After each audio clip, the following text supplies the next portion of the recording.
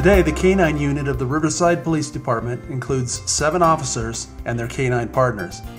This specialized unit was formed in 1978 when officers Bud Crosswaite and Ernie Felcher, along with their K-9 partners, began patrolling the streets of Riverside.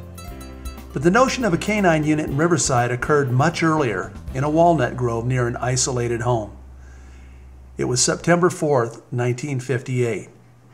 Just before midnight, 56-year-old Denny Hackthorne, armed with a .30-30 rifle, went to a home at 1911 Spruce in Riverside, looking for his estranged wife Annette at her friend's home.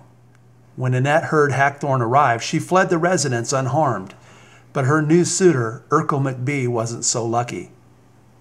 McBee slammed the bedroom door, but Hackthorne shot through the door 3 times, killing McBee. Hackthorne fled the residence just before officers arrived and started to search the grove that surrounded the home. One of those officers was Loren Mitchell. So that house was all by itself in that area at the time. It was surrounded by walnut groves and a hobo jungle and so on. And we looked all through that area. We couldn't find this guy. And the next day, a note came in the mail. We don't know whether it was real or not, but it said, sorry you guys couldn't catch me last night. And if those 3 officers out front had been closer, I would have got them all. Well, I was one of those officers. Every time a train or something went by or a walnut dropped off the tree, it sounded just like somebody walking around out there. So it was really spooky.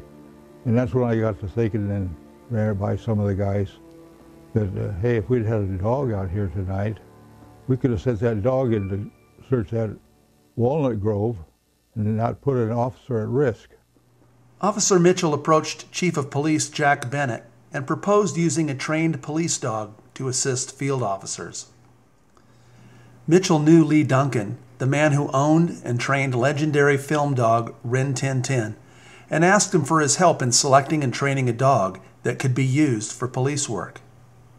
I had followed Lee Duncan as a boy and his exploits, and Lee, very police-oriented.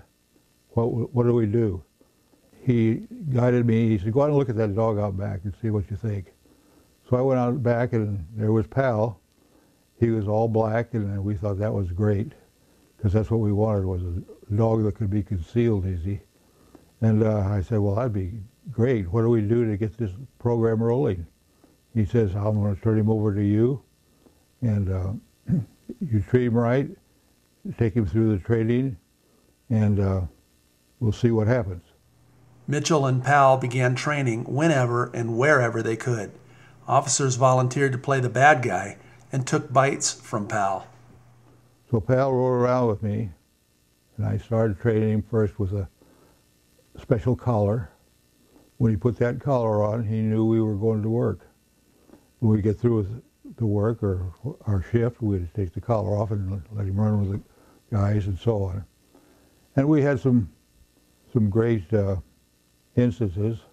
We had several of the guys, Harry Homeshire and Ben Castleberry being a couple that went out with me at night and hid in places, and they'd jump out and attack me as I walked by, and Pal would automatically respond.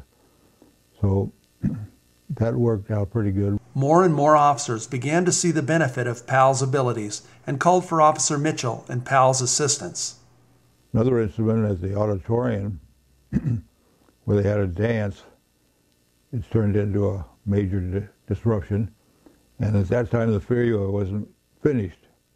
It was still under construction. Well, these 3 guys had jumped one of our officers and took off up the bank of the freeway, and up on the freeway they were running down. So I was the first car there, and I had Pal with me that night. So I just got up real close to these guys, and I yelled out the window, stop, or I'm turning the dog loose.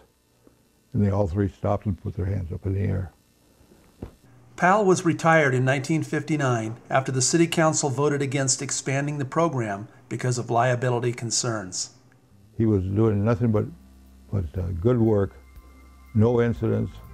We never had citizen bit or chewed up or anything like that. He was just right on target.